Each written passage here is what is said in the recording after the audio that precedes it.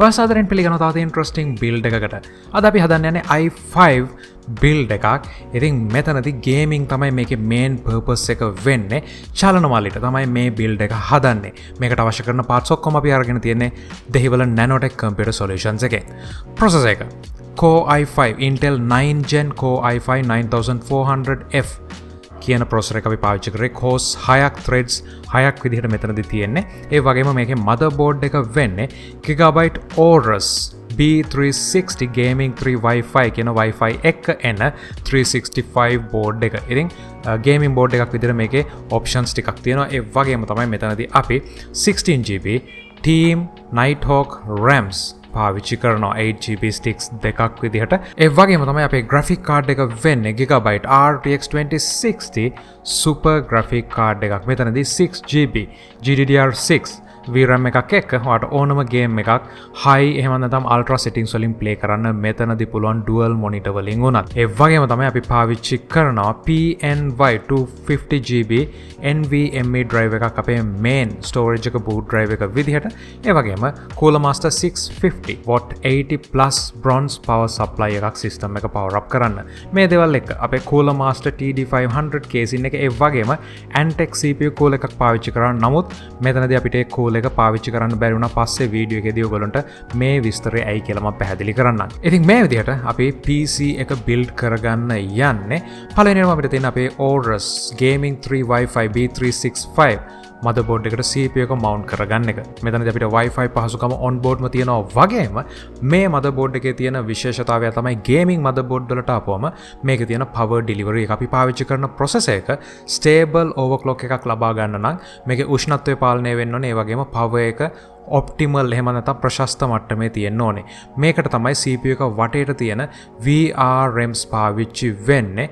ඉතින් මේ VRMs හොඳට cool කරන්න තමයි heat sinks වගේ දේවල් motherboard එකේ. ඉතින් මේ තියෙන VRM CPU එක දෙපැත්තේ තියෙන VRM heat sinks නිසා අපිට අපේ Antec cool එක මේකට mount කරගන්න බැරි වුණා.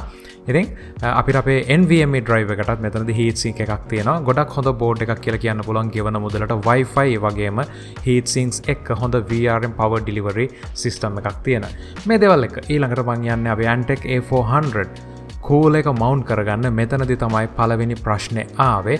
ඉතින් මේක practically මේ විදිහටම තමයි අපිට බලන්න වෙන්නේ. මොකද cool එකේ තියෙන mount එක අපිට motherboard එකේදී universal platform එකක් එහෙම නැත්නම් standard එකක් තියෙනවා මේ විදිහට කියලා. නමුත් මේ assembly එකේදී අපිට බැරි වුණා මේ cool එක mount කරන mechanism එක board එකට mount කරන්න. මේ heat sinks වලට ඒක වදින නිසා. ඉතින් ඒ හේතුව නිසා මේ cool එකට නොයා ඉන්න තීරණය කරා. මොකද බැරි වෙලාවත් වැඩි force එකක් දාලා මේක high කරන්න ගියා නම් පස්සේ cool එකට එහෙම නැත්නම් board එකට ප්‍රශ්න ඇති වෙන්න. ඒ වගේම heat issues එන්න පුළුවන්. ඉතින් මේ වගේ අවස්ථාවක් ඇති වුණොත් PC Guide LK එක හරහා අපිට පුළුවන් වෙනවා ඒක කතා කරලා අපි හදන shop එකත් එක්ක මාරු කරලා ගන්න practical issues. මොකද අපිට කියන්න බෑ මොන වගේ දේවල් සිද්ධ වෙයිද කියලා. ඉතින් ඊට පස්සේ අපි අපේ Nighthawk 16GB RAM එක ARGB පහසුකම තියෙන RAM එක mount කරගන්නවා. මේ assembly එකෙන් පස්සේ අපිට තියෙන්නේ power supply එක mount කරගන්න. ඉතින් මෙතනදී අපේ 650 watt 80 plus bronze certification එකක් තියෙන අපේ power supply එක casing එකට mount කරගන්න තියෙන්නේ. ඉතින් අපේ TD500 Cooler Master casing එකට power supply එක mount කරගත්තට පස්සේ අපිට ඊළඟට තියෙනවා මේකට motherboard එක place කරලා ඒ අදාළ screws ටික high කරගන්න.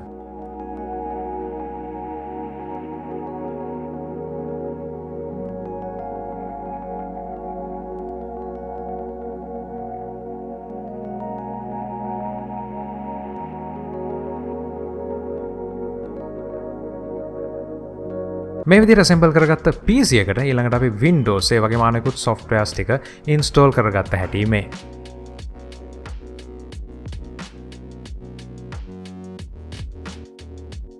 ඒ වගේම ඔයගොල්ලන්ට බලා ගන්න පුළුවන් cable management මේ හැම දෙයක්ම මොන විදිහටද ඔයාගේ PC එකේ සිද්ධ වෙන්නේ කියලා.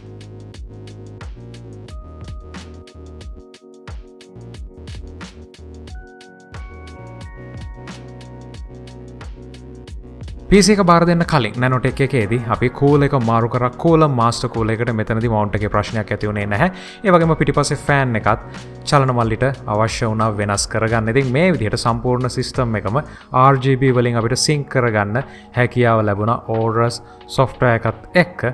ඔය විදිහට හදපු PC එක අපේ චලන මල්ලිට බාර දුන්නා එයාගේ බර්ත්ඩේ එක දවසේදී. ඉතින් මේ විදිහට දීපු PC එකේ ගේම් ටෙස්ට් එක චලන මල්ලිම තමයි අපිට එවලා දෙන්නේ.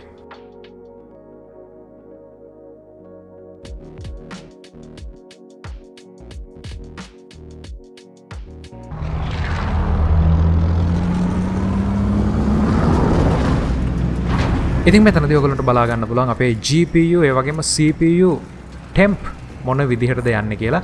CPU එක ඉතාමත් හොඳ කූලින් මට්ටමක තියෙනවා ෆුල් ලෝඩ් එකේ වැඩ කරද්දී සෙල්සියස් අංශක 55ක් ඒ වගේම GPU එක සෙල්සියස් අංශක 60ක වගේ කූල් එකක් තියෙනවා. ඉතින් ගොඩක් හොඳ වෙන්ටිලේෂන් එකක් තියෙන ගොඩක් හොඳ එයාර් ෆ්ලෝ එකක් තියෙන සිස්ටම් එකකට යන එක තමයි මෙතන තියෙන ඇඩ්වාන්ටේජ් එක. මේ වගේ හොඳ කූලින් එහෙම නැත්නම් ටෙම්ප් ලෙවල්ස් බලා ගන්න. ඒ වගේම තමයි ඔයගොල්ලන්ට බලා ගන්න පුළුවන් 12GB RAM එකක් මෙතනදී පාවිච්චි වෙනවා 1080p resolution එකෙන් මේ Warzone game එක play කරද්දී.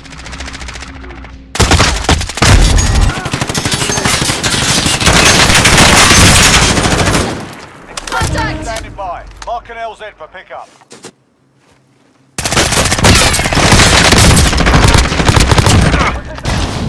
Moving.